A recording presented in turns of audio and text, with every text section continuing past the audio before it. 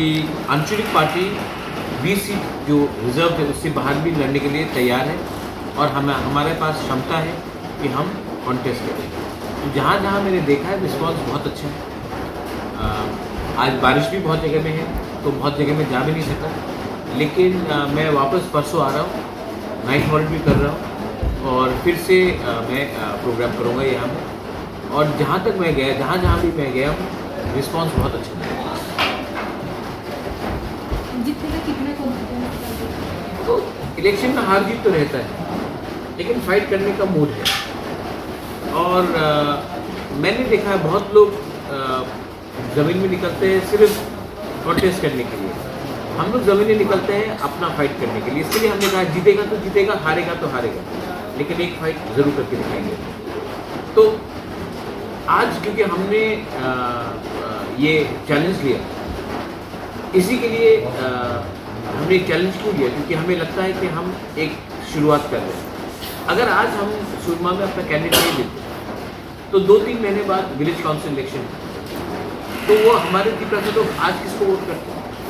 हमने हमेशा हम लोग जो त्रिपुरा है, जिसमें मैं चाकमा को भी अपना समझता हूँ, मैं मोहम्मद सबको अपना समझता हूँ, हम लोग जब इलेक्शन फाइट करते हैं तो हम हमेशा अपने ही 20 सीट को देखकर फाइट करते हैं। इसको ख़त्म करना पड़ेगा।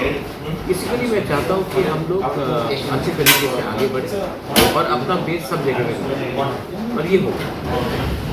देखो एक मिनट, होल्ड ऑन।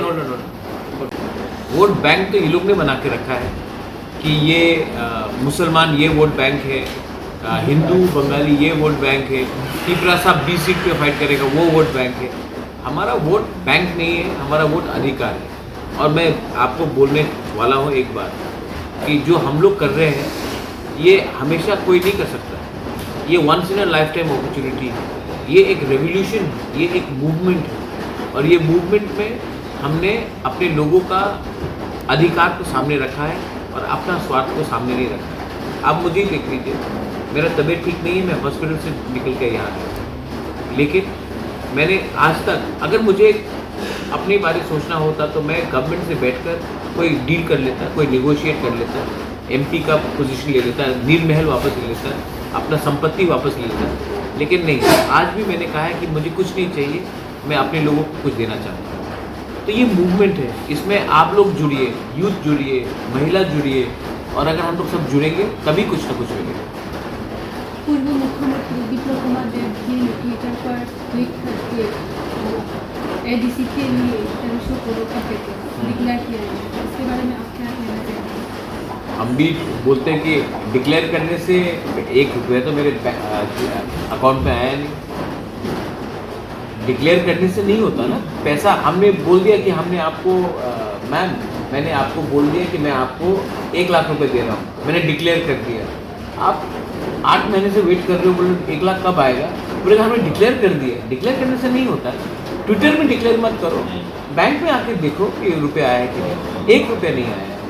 तो ये बात आप मुझसे नहीं पूछिए, फाइनेंस मिनिस्टर जिष्णु करता से पूछिए कि जो वर्ल्ड बैंक का 1300 करोड़ रुपया था वो रिलीज़ हुआ है कि नहीं हुआ है, वो आपको सच बोल देगा। मैंने भी उनसे बात किया था, उन्होंने खुद स्वीकार किया है कि वर्ल्ड बैंक का अभी तक 1300 करोड़ रुपया किसी के पास नहीं आया है।